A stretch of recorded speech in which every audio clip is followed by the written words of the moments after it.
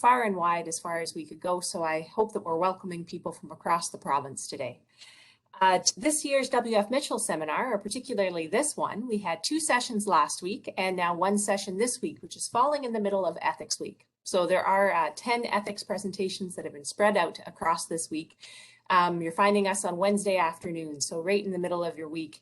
And there will be some challenging material over the next hour. So I'm so glad that you've agreed to come and take this on with us, Erin.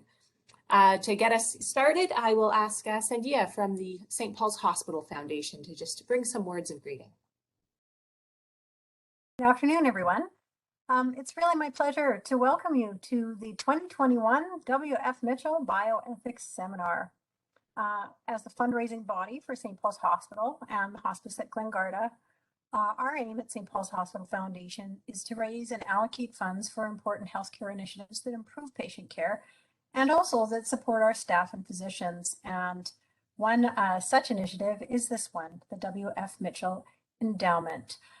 And the endowment was created by Joanne Mitchell in memory of her husband, William Mitchell, who is a local business owner known for his high moral and ethical standards and his strong interest in supporting our community.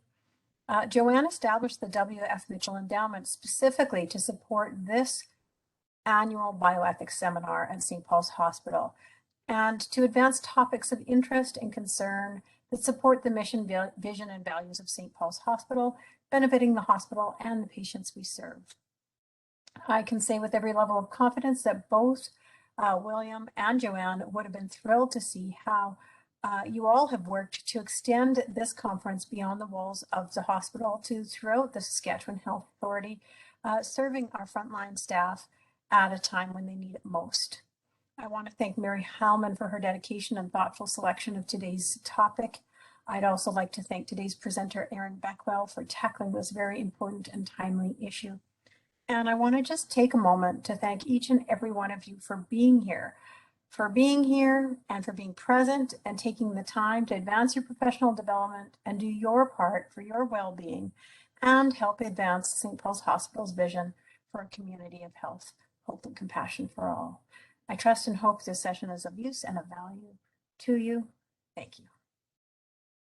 Thank you very much, Sandia. So before I pass things off to Erin, I just have a couple more announcements to make. The first one is we're very aware, Erin and I and the rest of our planning committee, that some of the topics that we'll talk about today might bring up some very intense feelings for some of you, some very intense memories. So we do have a few support people standing by who are able to go into a breakout room with anyone who feels like they might need someone to talk to. So we have 4 people from our spiritual care staff throughout St. Paul's and Emmanuel Health, as well as 2 of our colleagues from First Nations and Métis Health who are available. So if you are finding that you are maybe in need of just someone to talk to, I'd encourage you just to reach out to me. I'm the host for the meeting, so you should be able to find me at the start of that drop-down menu and let me know that you'd like to talk with someone, and then I will set up a breakout room for you and for one of our support people just to be able to connect. The second thing I wanted to mention, and I'll put this link in our chat again now, is that Erin has sent us a nice grouping of resources in a Dropbox folder. So that link has just been added to the chat. I'll add it a few more times throughout our session for anyone who comes late. This link contains both her slides as well as a few other resources that might be helpful for you and your teams as you continue to meet challenges on the front line. So without further ado, I'd like to introduce Erin Beckwell. So Erin is a social worker who used to work for the SHA as a knowledge translation specialist. She is now running her own consulting agency, Seen and Heard Consulting. And I'll leave it to Erin to let you know a little bit more about herself as the presentation goes on. So Erin, thank you so much for joining us. I'll hand it over to you. Thanks, Mary, and thanks to all of you for joining us this afternoon. I know everyone's schedules are jam-packed and you have lots of things you could be spending your time with, so I appreciate you choosing to spend it with us.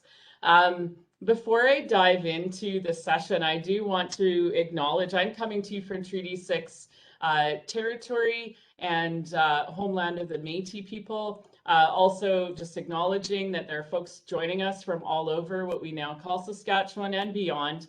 And I do think anytime we come together to speak about trauma, speak about loss, that it is so critical that we begin with an acknowledgement that we do not all share the same stories of loss and trauma, and that the historical context is a factor in how people are moving through this current experience of the pandemic, and that is an additional piece of experience, and also often piece that folks are having to navigate and sometimes struggle through as part of what's happening today, is echoing things that have happened in the past.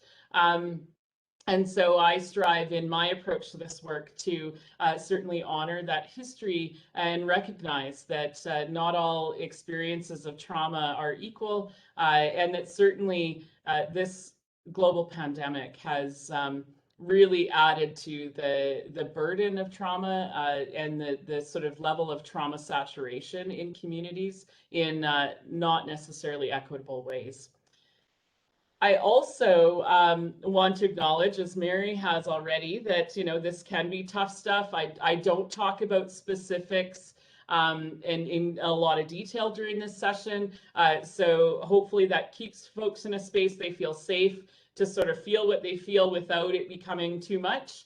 However, if you're needing a bit of a prompt for grounding, in that link that Mary has posted in the chat, in that folder, there's a nice sheet of grounding techniques if you want to try something new, or just need something to prompt if things come up for you. But just stay checked in as much as you can, how you're doing, maybe how folks around you are doing if you're with others. And remember, you have choice and control. So we are recording this session. We'll be sharing the link to the session. So if you find you just don't have the bandwidth yourself, not necessarily literally, to engage with this content and this topic today, that is absolutely fine. Hop out and you can come back to it. And so just, even turning, muting me for a bit if you need to just sit and not have more coming at you. And so stay connected to your own resources internally, whatever you got for coping, and know that it's okay to ask for help, whether that's through Mary or through others in your environment. And try to get yourself as comfy and feeling as safe as you can wherever you are, which can be challenging. I know many of you are at work. And that may be quite a challenging task, but do what you can to find a comfortable and as safe as possible setting to join us today. So I'm going to start us off just with a few words I've written. As I was preparing for these sessions, I had a lot of anxiety because, as Mary mentioned in the introduction, I left the Health Authority at the end of 2020. And in a large part due to the impact of the pandemic on me physically and mentally. And it's been really challenging to see former colleagues, friends continue in the sector and be struggling when I chose to leave.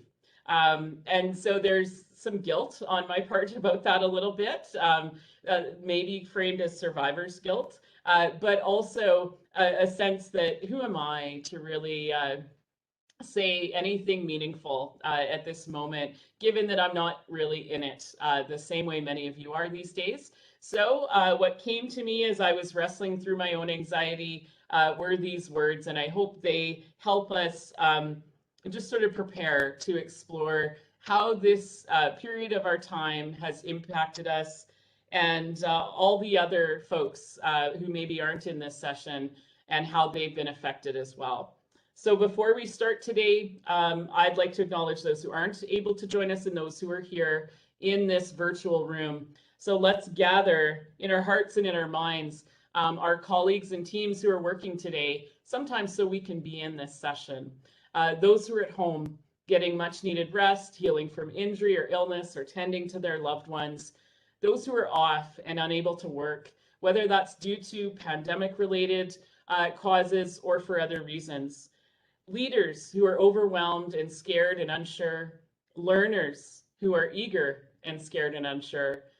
Healthcare workers, all of you who came to work today, even though you really, really needed a day off. Everyone who came to work today, even though they're really not sure they can do this for one more shift, one more minute, one more second. everyone who came to work today, even though they just aren't okay. Everyone who called in sick today because they just aren't okay. Everyone who answered that call to come in, even when they weren't sure they could make it through. Everyone who ignored their phone and felt guilty or frustrated or fiercely protective of their time off. Everyone who is just trying their best today. Those who are working harder than ever. Those who are coasting to make it through. Those who are so very tired. Those who are just coping however they know how. Those who are well seasoned, perhaps a bit tough, even jaded, and wise. Those who are new to this work, maybe a bit idealistic, even naive, and hopeful.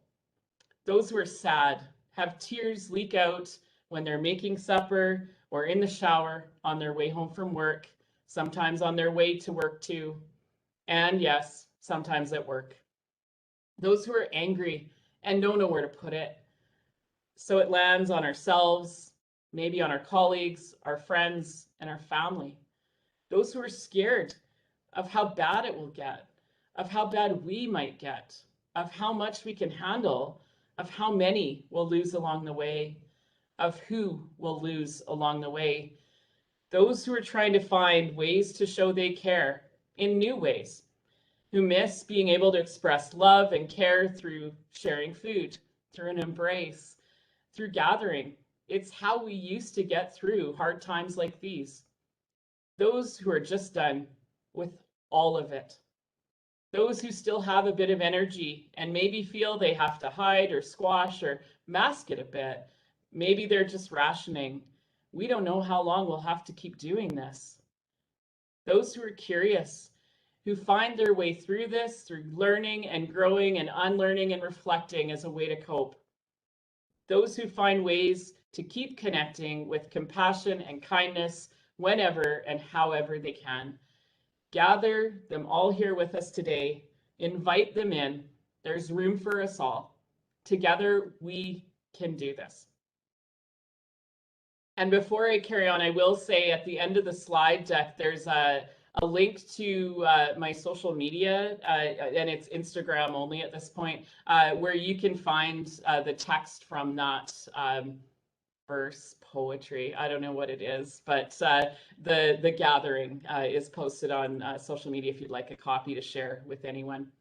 So as we begin, I just ask you to reflect upon all of the things we are carrying right now. And so there is a complex mix of things impacting us. And we have heard words like burnout, moral distress, trauma, compassion fatigue, grief, loss.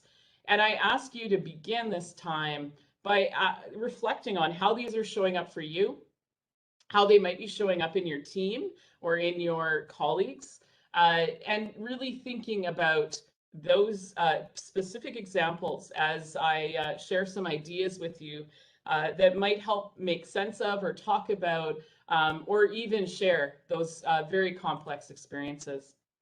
So all of these things are logical, reasonable, and I don't say this word very often, but normal responses when we are facing illogical, unreasonable, and abnormal situations.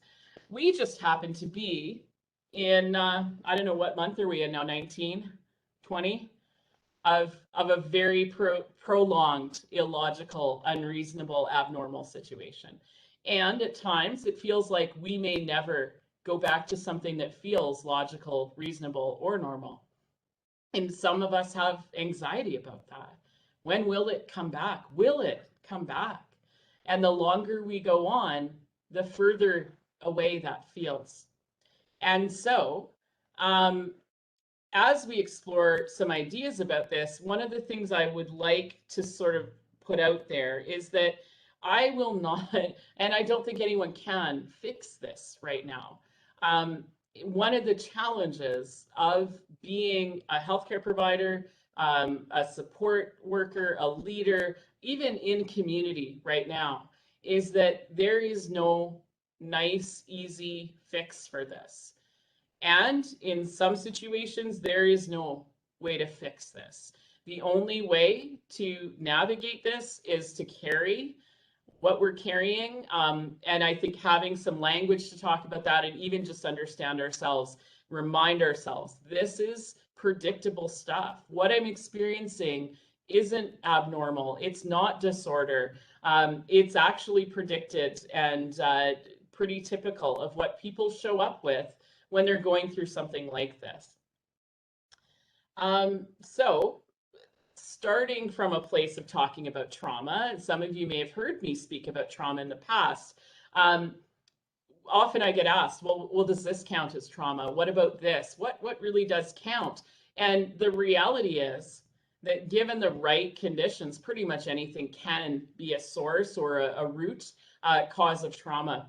And so typically when we talk about trauma, there's the situation, the things that actually happened or are happening currently. And those can be discrete events where we can point to an experience or a situation and say, on that day, at that moment, that happened, and that triggered particular reactions in me, feelings, distress often. It could be a series of events, several things in sometimes quite close succession, sometimes spread out over a period of time. And it can also be general set of circumstances. And I would say that for lots of folks in healthcare right now, it is a combination of these. It's all of them for some of us. And it could be one, it could be all three, it could be multiples of these. And that still doesn't tell us about the intensity of the effect of those experiences. It doesn't tell us how it's going to show up or impact you. The situation itself isn't the trauma.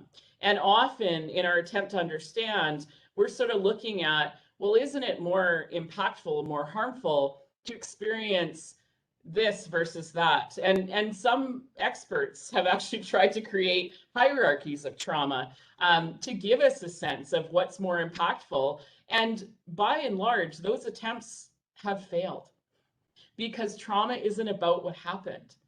And so when we experience these things, what is really critical is how our brain processes what we're experiencing. So that's that in between. If our brain interprets a situation as actually or potentially life-threatening, physically harmful, emotionally harmful, or otherwise unsafe, then we are more likely to experience a negative impact, often lasting over a long period of time, sometimes throughout our life. And so we know that brains are different. Different brains assess situations differently. And so that experience piece, that interpretation piece is so varied from person to person. You can have siblings who grow up in the same home, experience the same situations, and yet their brains are processing and interpreting those in different ways. And part of what impacts our brain's interpretation of what's happening is our past trauma history. So those of us who came into this pandemic already seasoned with a bit of trauma, and many of us in healthcare, that would be the case, we are already primed to interpret our environment as unsafe. That's our brain's way of trying to protect us from future harm when we've already experienced harm and that long-term impact. And so when we have that trauma history, we are more vulnerable to being re-traumatized or experiencing additional trauma. And so if you came into this pandemic with some trauma stuff, whether you described it as that or not, but looking at this, you might be like, I already had some of this going on before this even happened. You may be struggling in different ways than folks who didn't have that coming in. Or because trauma is unique to each of us individually, it may be that how it impacts you is quite similar to your colleagues. One of the things I can say is there is generally not a lot of value and purpose in comparing trauma, right? Whose is worse? All of us are unique. We have different supports. We have different worldview, different history, and our brains work differently. Our brain pathways themselves may have formed differently, and therefore we may respond differently. And so trauma can affect us at any point in our life, in any part of our life. And so usually trauma impacts us in a negative way. It's not usually seen as a good thing. There can be some positive effects of trauma, but for most people, they see those negatives, and that can impact us physically. We may have pain that's unusual and not explained by, sort of a typical diagnostic or treatment process. We may have issues regulating ourselves emotionally. And that's very common among folks who are sort of wrestling with trauma. May impact us on a social level. We may feel less inclined to be around people. We may feel unsafe around people. And many of us are sort of grappling with what if that is just coming out of a long period where we haven't been able to interact in our usual ways, and we're just needing to relearn how to be comfortable with others and in especially larger gatherings. But when it becomes so distressing that folks can't return to engaging with others or find it very triggering to be around other people, then they may start avoiding those triggers, avoiding gatherings, avoiding others, and isolating, which can compound that negative effect. We also see trauma impact ourselves cognitively, in that trauma often really shows up in how our brains function. It's a brain-based response. It's a nervous system response. So it's really not surprising that it has a significant effect on things like memory, cognition, even access to language. So when folks are triggered, they may sometimes struggle to even find words. And sometimes people actually will say there are no words. Right? And very often we're trying to talk about experiences, situations, but also impacts that we can't understand, that language does not adequately capture. And so that is also fairly typical of folks who have trauma, is that sort of struggle with lexical access, being able to find the words to talk about experience, which then of course creates more isolation. So trauma in essence is an experience that comes at us too much, too fast, too soon, and it overwhelms our capacity to cope. So one of the things we know right now is the intensity, duration, and complexity of this pandemic experience, while varied from person to person, it has, generally speaking, radically depleted our coping capacity individually and collectively. And I think many of us are well aware of that we are not coping as well as we were in February of 2020 before we started down this road. Even we're not coping the same as we were a month ago, 6 months ago, a year ago, right? And our coping capacity varies throughout the day. It varies throughout the week, the month, the seasons. So many factors impact our coping capacity that it's not a fixed or rigid thing. So this may be one reason why we're more likely to see trauma emerging during this time, is that our coping capacity has been sort of used up or crushed down, or we don't know how to use the tools that have served us in the past in a situation we haven't been in before. So one of the things that happens when trauma comes up is that our brains say we need to prioritize safety and protection over connection. So humans are wired for connection. We need other people to survive in the world. We all have different ways of sort of living that out and different comfort levels with what that looks like. But typically, humans are not designed to function in isolation and be alone. And indeed, we need that connection on some level. And so trauma disrupts our ability to stay connected and start being connected. And so if we're having little flare-ups of trauma, we may be heading into that pattern of protection more often than we would like to. So that can look like lots of different things. Most of us know about fight and flight response. And really, these are ways of seeking safety, ways of trying to get to a closer to feeling safe. May not be completely safe, but heading towards safety. And so fight response is about power and control being used to create safety. So in a sort of more positive sense, these folks may be really quick to speak up about things they experience as unjust, quick to advocate for self and others. However, when their coping capacity is diminished and their trauma is sort of stirred up and churning, there may be a bit of struggle with advocacy in ways that others can hear it. Advocacy may actually start leaning towards aggression, say, if we're in a fight response. It may be difficult to accept limitations or not have a sense of controlling change that's needed.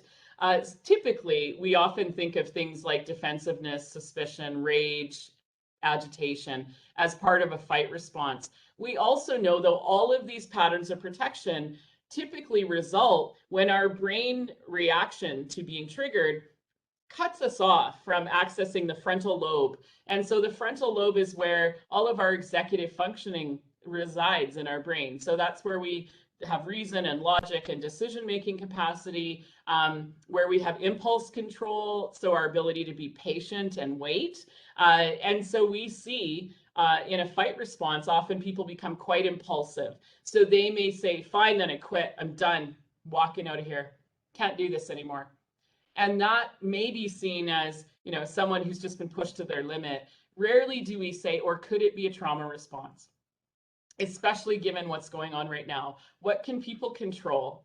And that's the question. What can people control? And people will find things that they can cling to help them feel in control when a situation surrounding us is generally beyond our control. And because the pandemic has created so many layers of pieces, like different pieces that are beyond our control, many of us are finding ourselves like feeling more controlling, or maybe being accused of being more controlling these days. But when we get into these triggered states and the patterns of protection come out, this is when we see this. And so a fight response can also show up in our physical demeanor. So often if folks, they might go big, get up out of their chair, shoulders back, chest out, like ready for the fight, right? You might see people tense up, clench their fists, literally preparing. Maybe they aren't actually going to hit anybody, but their brain is saying, let's get ready to fight. People may also take up space by the volume of their voice. They may have big emotion and sort of go big in those ways as well. With a flight response, we see folks who say, keeping my distance keeps me safe, helps me be safe, right? And so if the workplace is a place that doesn't feel safe for folks, which right now it probably feels that way for many people, at least periodically. It's not safe physically to be at work, perhaps, or there may be a no, it is safe, and then a little niggling part of our brain that's saying, but is it really? Are we really going to be okay if I work here, if I keep showing up? And that may be a risk physically, or a skewed sense of risk. It can also be just a sense that I'm not in control in this environment and I don't know what's going to come at me, and our brain says then no.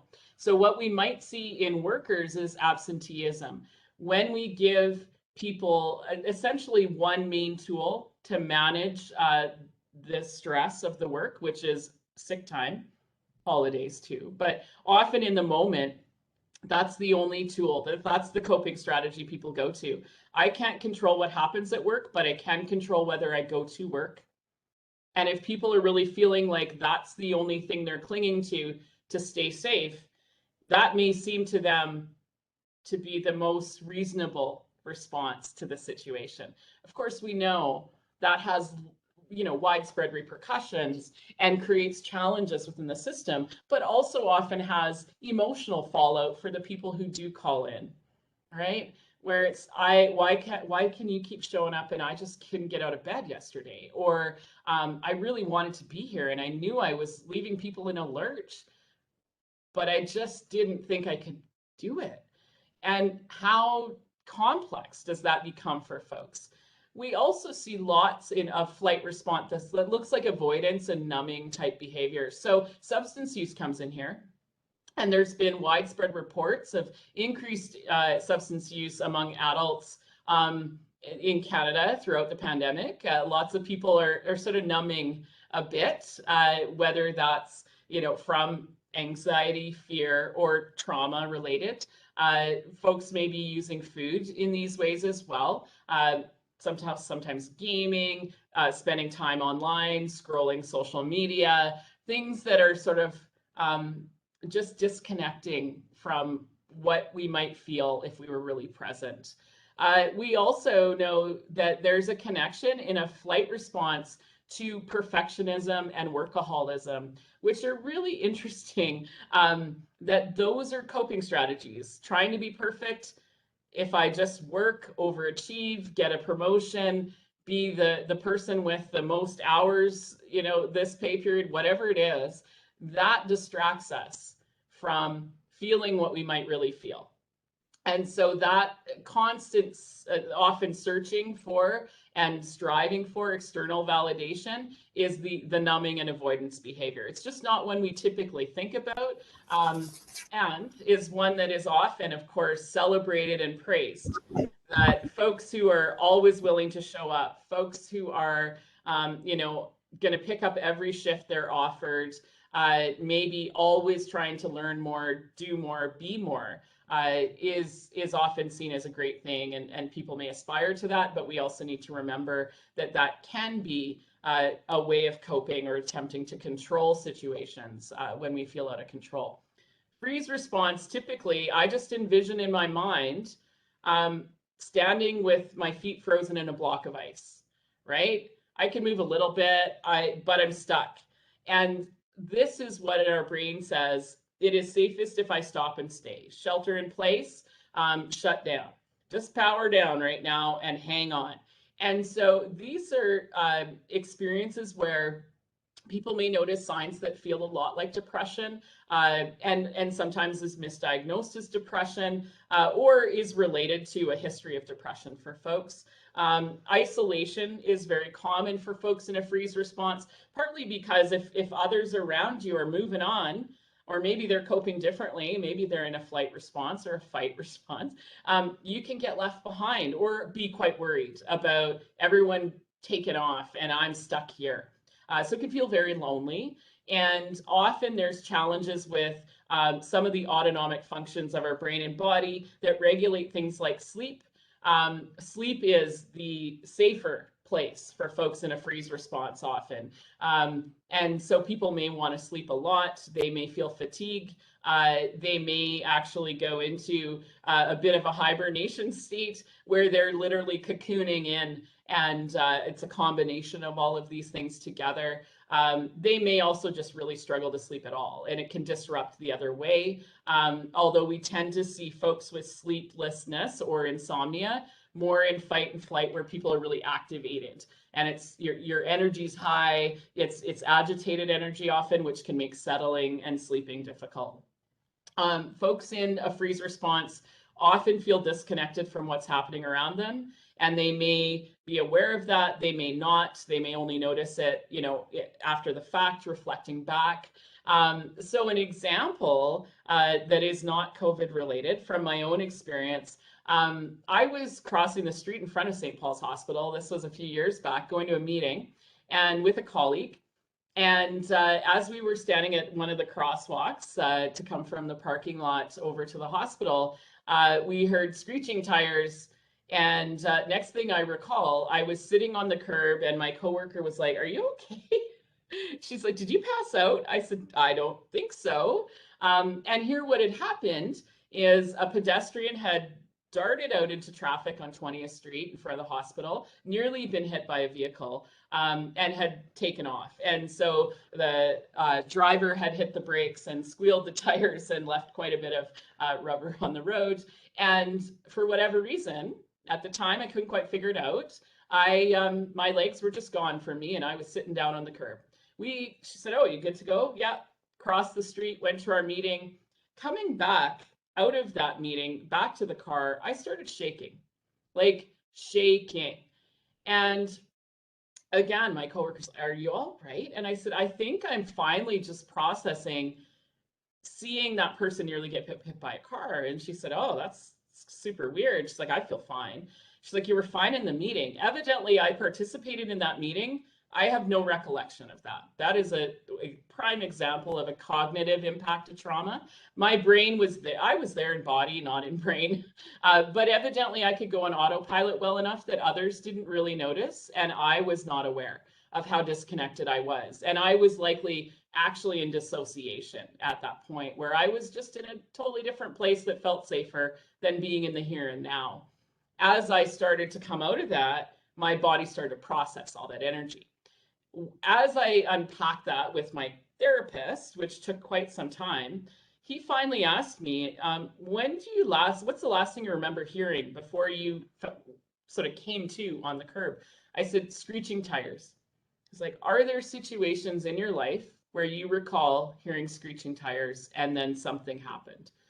And I said, absolutely. When I was 8 years old, my mom, my siblings, and I were hit by an impaired driver on the highway and rolled our vehicle. And the last thing I remember, I used to have nightmares about screeching tires. Hadn't put it together. I mean, that was in like 1984. It was a long time ago. And I thought I dealt with it. I don't think about it a lot. And I wasn't in any situation that was like that. It was so different. But that's how trauma is sneaky. It breaks all the rules, shows up when it's not invited, and often really can feel quite disorienting and confusing when we're not sure why. Do I have something physically wrong with me that I collapsed? Or was it my brain saying, we're not going through this again? No. What comes after those screeching tires is too much. Done. We're taking a time out, whether you choose it or not. And so as we sort of think about that shutdown, that freeze, that being stuck, it can really show up emotionally as well. People who get stuck in despondency or hopelessness or despair, who struggle with emotional range altogether and maybe get stuck in that flat affect that I often describe as the sort of Eeyore demeanor, right? That sort of just, I don't have excitement, happiness, sadness. I just have this, right? So these folks may also, because of that disconnect between frontal lobe and survival brain, when folks are in freeze response, they may appear very indecisive, slow to act, may not be able to act. Maybe you can't move. Sometimes people literally feel their feet are stuck to the floor, can't move from where they are. And so we know in our workplaces, this creates challenges. I mean, it creates challenges anywhere, but in healthcare, this can be particularly concerning for folks when you're experiencing it yourself or when your colleagues are noticing. Okay, you aren't quite as quick to make those decisions or to act when needed, and that can create some additional concerns. The last one I'm going to talk about is the fawn response. These are folks who essentially, in order to feel safe, they let go of all their own needs and boundaries and preferences and rights and say it's all about other people. And as long as other people are kept happy and content and I attend to them well, I will feel safer. And so people's sense of safety is externally oriented. This is often missed because these folks are great caregivers. They're also often flying under the radar because they don't like to make a fuss about anything. They're good all the time. I'm fine. No, I'm good. When maybe they are not okay.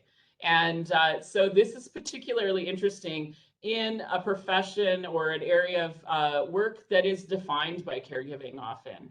And so if we tend to cope by caregiving, or when we're uncomfortable, when we're stressed, when we're traumatized, we may go into these, I'm considering everyone's needs, not just before my own, but instead of my own, right? I'm basically often shoving my own needs back in a corner and trying to make sure nobody sees them, including myself. And attached to that is often a great sense of shame, guilt, sometimes just frustration and judgment of ourselves when we have needs that others notice or that come to the attention of others. So these folks may be on the other end of the spectrum, if we think of it that way, from fight response, where they want to go small and shrink, right? I want to take up as little space as possible. I would love to be unnoticed and not inconvenience anyone ever. So help-seeking behavior is challenging for these folks because they care for others and help others. they often really struggle to accept help. And particularly if they have to ask for it, that can be almost inaccessible to them. So there's particular challenges with any of these. Really, just as a reminder, once we go into that trauma state and we're in that pattern of protection, our brain is saying we don't have time for logic and reason and thinking through decisions or controlling impulses. We just need to do, survive, right? Override that logic. And so the trauma takes over, essentially puts us in autopilot. That is exactly as it's supposed to be. That is not disordered or problematic. However, it creates challenges in life because we are not in control consciously in those moments. And so it can be very, very challenging to try to navigate and talk about. So we know when people have trauma going on, they also struggle with things like learning new processes or learning about their, continuing education stuff, thinking through decisions, managing change. Yeah, this is healthcare on a good day is all of these things. These days, it's all of these things just amplified in such profound ways that our relationships with others often suffer. And you can imagine why, having heard how these patterns of protection show up. The other thing that's happening for folks right now is this piece on grief and loss that can be really hard to sort of nail down and make sense of. And so I go to the work of Megan Devine a lot when I'm doing work around grief and loss. I encourage you to check her out. At the end of the slide deck, there's some resource links and her website is in there. This is from an article she wrote about the 5 stages of grief and other lies that don't help anyone, which I also appreciate her humor and forthrightness in how she talks about grief. But she says there's no pattern, there's no stages, it just doesn't work that way. And that stages cannot contain experiences of love and pain, which is great. But what if what we've lost or what we're losing doesn't fit that understanding of grief or doesn't fit nicely and easily? So what if we're not even sure what we've lost or if we've lost something, right? And many of us, that's what we're grappling with is, what is it? If I'm sad, if I feel like there's been a lot of loss, but I can't actually articulate that, it creates complexity. So this idea has been a bit helpful as we've done these sessions. Feedback has been great that people are experiencing what we often describe as disenfranchised loss, which is loss that can't be or isn't socially sanctioned, openly acknowledged, and publicly mourned. And so in the case of healthcare workers of all sorts, there may be a sense that this is kind of your job, so you should be able to handle it, or you shouldn't talk about it because isn't that what you signed up for? And there are people who've shared since we started doing these sessions that it's exactly what family members or neighbors have said. Isn't that what you signed up for? That this is your job. Or maybe the loss hasn't been death. The loss has been less clear or less externalized. And so, maybe you're thinking, I don't have anything to complain about. No one's died in my family, or I still have my health, especially we're around folks who are impacted or who haven't been able to gather and mourn their own losses that have, of course, continued during this time. It also is when we talk about the distress folks have felt at not being able to gather, for Christmas or for birthdays, or and there's been so much relief when we've been able to return in some form to those practices. But we've had people die with no funerals. We've had weddings that look very different than what people wanted them to be, where they've had to exclude folks. Those are all losses too. However, we often don't talk about the losses in healthcare settings around disconnection from our teams. We may all work together on the unit or in the clinic. However, we can't all hang out in the staff room at lunch together, right? We can't have that staff birthday party we used to. We can't bring in ice cream and have a Sunday bar for Sunday night shift. We have lost a lot when it comes to our connection to people who very much may be our family and who may be a significant coping resource for us in getting through tough times. These are people who get it in ways that our family and friends don't and often can't. And we have lost our connections in a lot of really important ways. That doesn't mean they're completely severed, but they've certainly been impacted. And those losses often aren't acknowledged, and they can be some of the hardest to carry. Okay, so a couple of quick things just before we sort of wind down to the end.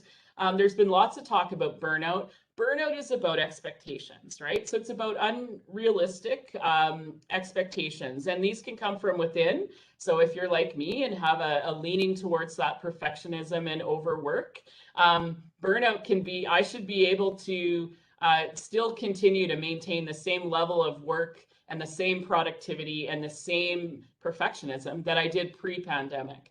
And that's not realistic, right? So that can feed burnout, but very often it's fueled by external expectations, maybe coming from our manager, maybe coming from our team, maybe coming from others. And certainly right now, all healthcare workers are also carrying the expectations of community, the expectations of everyone around us around how we're coping with this, how we're modeling how to cope with this, how well we're adhering to public health orders, any number of things. And so there is certainly an increased level of scrutiny that creates higher expectations that then can fuel burnout.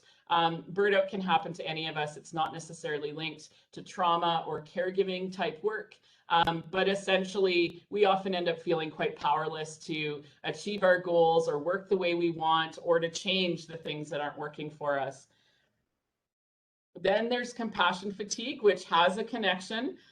This is the stress from helping or wanting to help a group, a person, a community, sometimes a creature, an environment, a situation that is in distress, traumatized, suffering. And this is just a natural effect of caring, is we are not, infinite resources. And so we are always, when we are engaging with compassion, there's a little drain on our resources. So we need to make sure that's getting topped back up.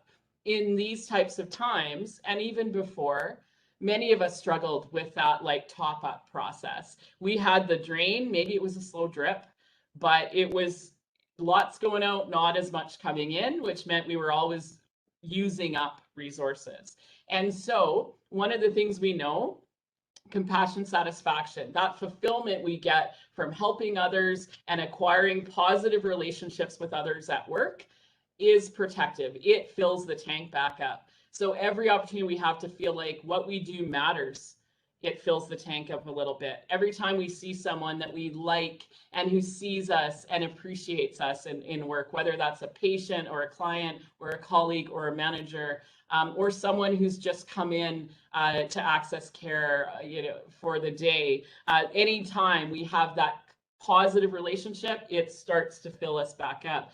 These days, we have a lot draining and not as much opportunity for filling, right? If we are seeing changes in our relationships with colleagues, maybe we're working remotely, maybe we've been redeployed to a team we don't know, to work we don't love and find fulfilling. Maybe it's just hard and frustrating and annoying.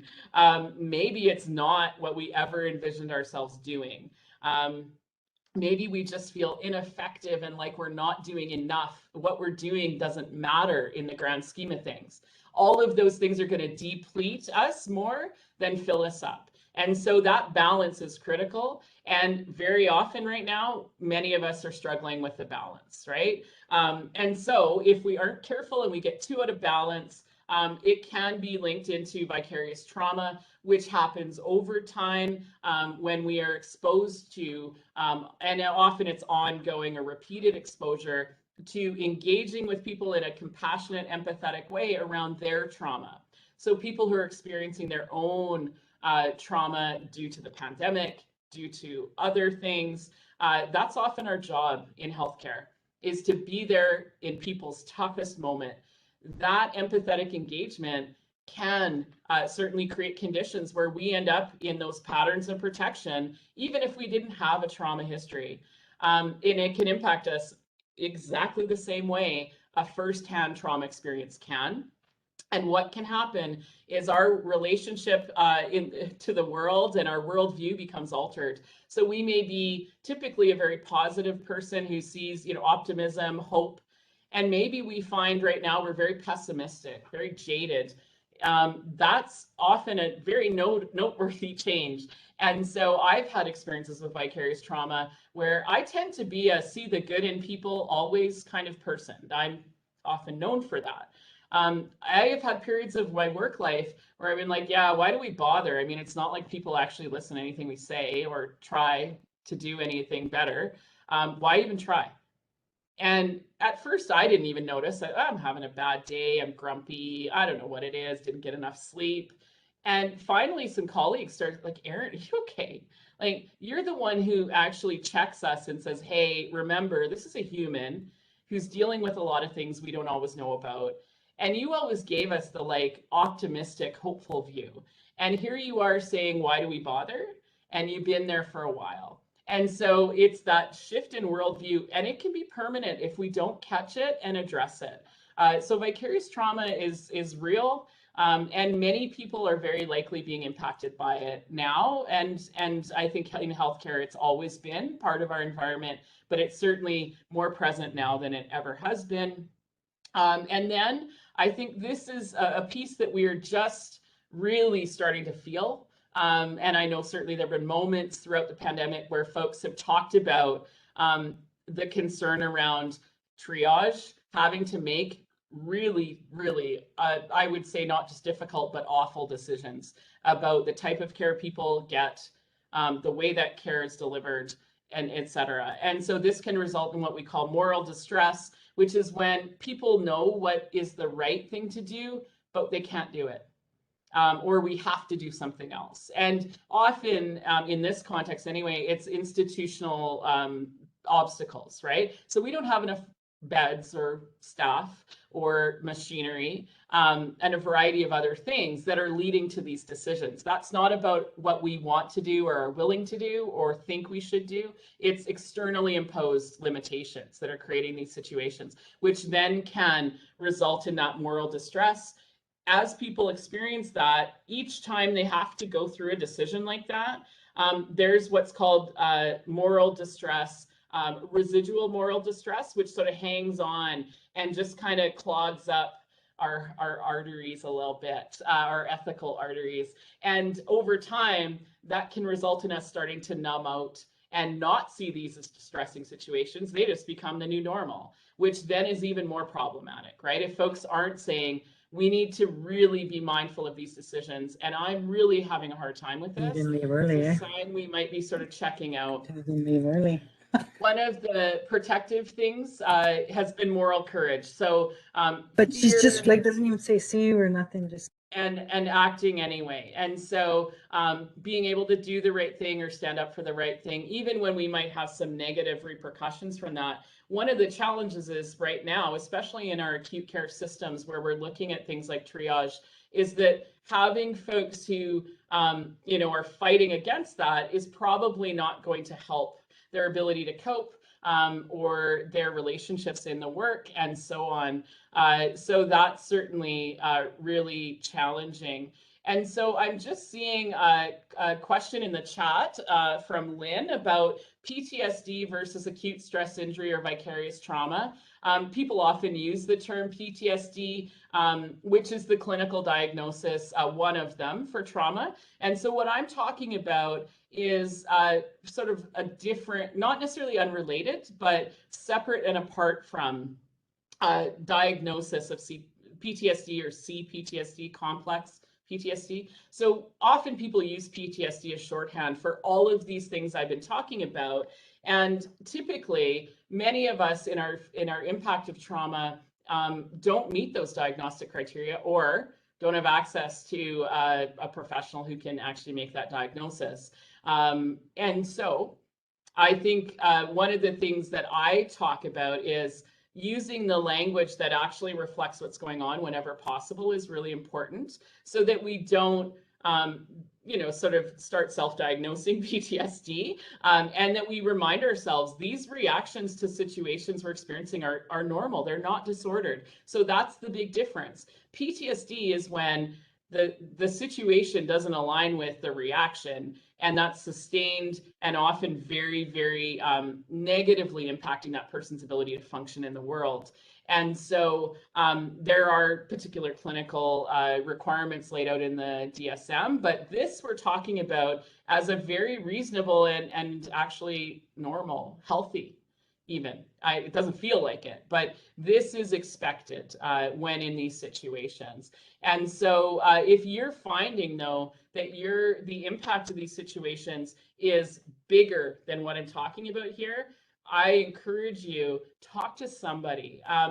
And maybe a family doctor is a good place to start. Often folks are going to need to go through quite a bit of process to get the support they need, which is one of the biggest challenges with PTSD these days, is there just isn't the resources we need to really provide the support that folks need. And so they may be turning to peers, which is actually great. But being able to discern between the two is something that's really challenging because it's so unique to the person. Just in the last few minutes, I will say there are things that can prevent us, even when we're experiencing these really distressing things that our brain may be interpreting as life-threatening, potentially harmful, actually harmful. If we have folks around us who are empathetic, compassionate, affirming witnesses who say, this is hard, it is awful, it makes sense that you're impacted in this way, hopefully in a much kinder way than I'm saying, but who essentially say, I see you, I get that this is affecting you right now.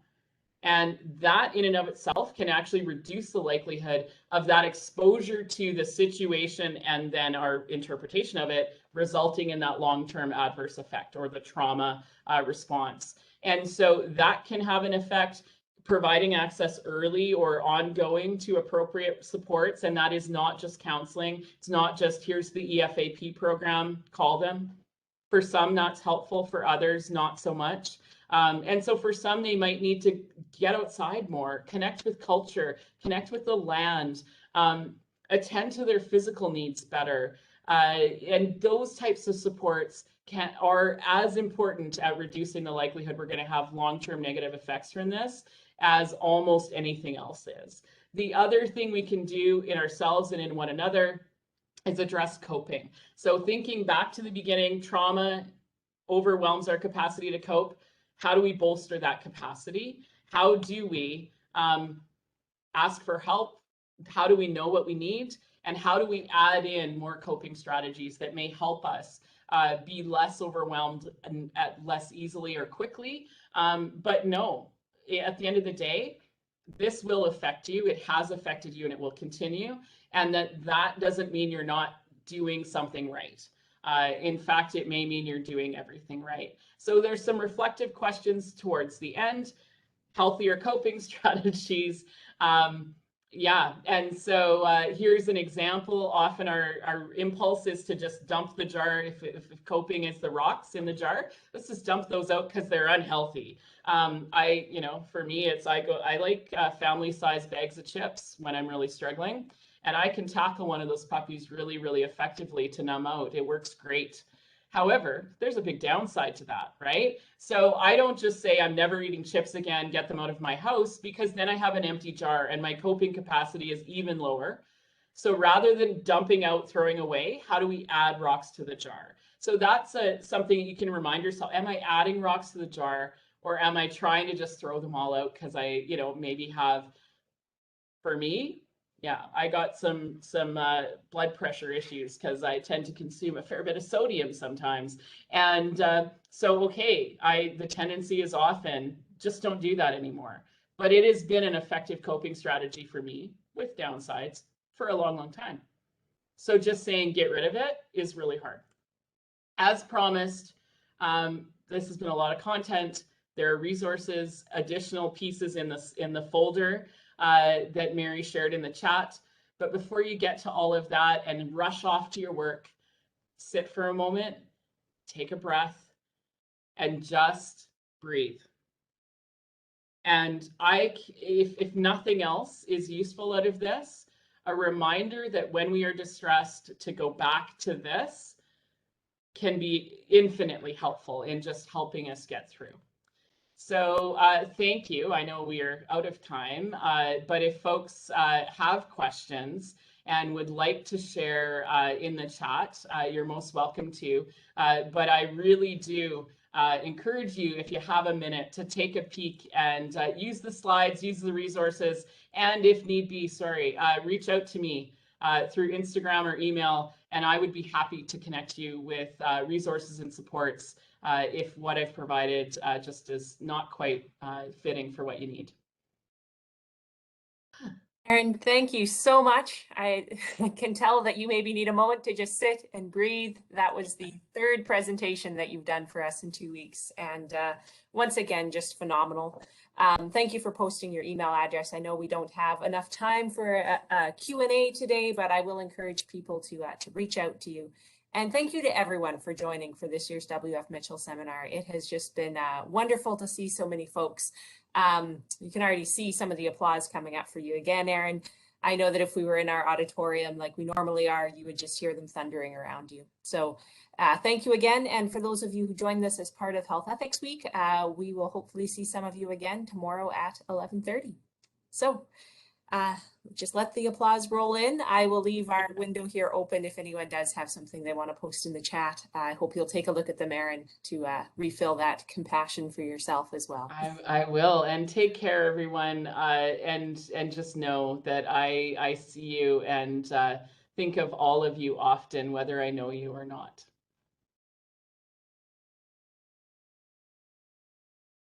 Take care.